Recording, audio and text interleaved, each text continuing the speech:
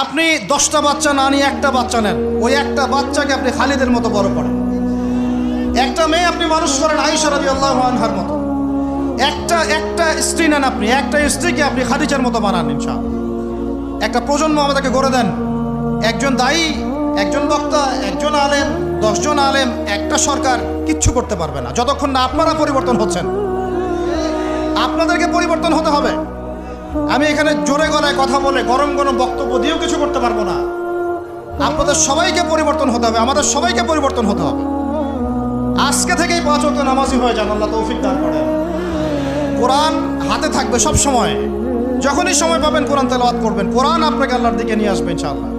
সুন্নত থাকবে চেহারা থেকে শুরু করে। দাড়ি ছেড়ে দেন, টাকটুর উপরে কাপড় উঠান। রিজিকের মধ্যে হারাম থাকলে ছেড়ে দেন, সুদ থাকলে ছেড়ে দেন, ঘুষ থাকলে বাদ দেন। যদি কারো সম্পদ অন্যায়ভাবে নিয়ে থাকেন, আজকে তওবা করে সে সম্পদ ফিরাই দিয়ে আসেন। লজ্জার কিচ্ছু নাই, গিয়ে বলবেন ভাই আমি ভুল করেছিলাম, বুঝি নাই, জানি নাই, তোমার সম্পদ অন্যায়ভাবে নিয়েছে, ভাই তুমি নিয়ে নাও। আপনার মর্যাদা আল্লাহ বাড়াই দিবে ইনশাআল্লাহ। আল্লাহ আপনাকে আসমান থেকে বেহিসাব রিজিক দিবে ইনশাআল্লাহ। যে বোন পর্দা করছো না, আজকেই পর্দা ধরো ইনশাআল্লাহ। যারা পরিবারের প্রতি শিথিল, পরিবারের প্রতি কঠোর হন, আপনার সন্তানের প্রতি কঠোর হন, ভাইয়ের প্রতি কঠোর হন। দেখেন আপনার ভাই গোপনে জেনা করছে কিনা, মেয়েটা গোপনে জেনা করছে কিনা।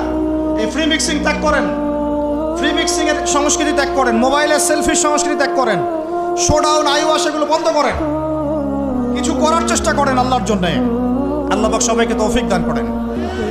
যারা আমরা মাদ্রাসায় পড়ি, আমরা যারা মাদ্রাসায় যুক্ত যাওয়া আসা করি, আমাদের জীবনের উদ্দেশ্য যেন এমন না হয় যে একটা ইমামতি হলেই বাস কাম খালাস। না, একটা ইমামতির জন্য আল্লাহ আপনাকে সৃষ্টি করেন। একটা বই লিখেছি বাস অনেক কিছু হয়ে গেছে, একটা মাদ্রাসা প্রতিষ্ঠা করেছি বাস অনেক কিছু করে ফেলেছি, এমনভাবে কখনো চিন্তা করবেন না। স্বপ্ন বড় করেন, লম্বা স্বপ্ন দেখেন, দীর্ঘ স্বপ্ন দেখেন, বাইতুল মুকাদ্দাস পর্যন্ত স্বপ্ন নিয়ে যান, আল্লাহ তৌফিক দান। আর আমরা কোনো বিচ্ছিন্ন জনগোষ্ঠী না, আমরা একা একা কখনো আইন হাতে তুলে নিব না, ঠিক আছে?